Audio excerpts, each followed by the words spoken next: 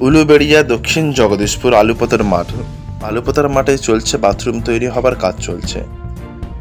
এই বাথরুম প্রত্যেক বছর প্রতিযোগিতামূলক খেলা অনুষ্ঠান হয়ে থাকে।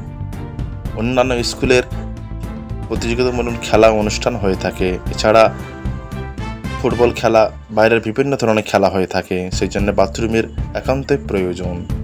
বাথরুমের কাজ জোরশোরসে চলছে। আলুপোতার মাঠ নামকরা মাঠ, হাওড়া জেলার নামকরা মাঠ। এই মাঠেতে বিভিন্ন দেশি বিদেশি প্লেয়াররা খেলে থাকেন।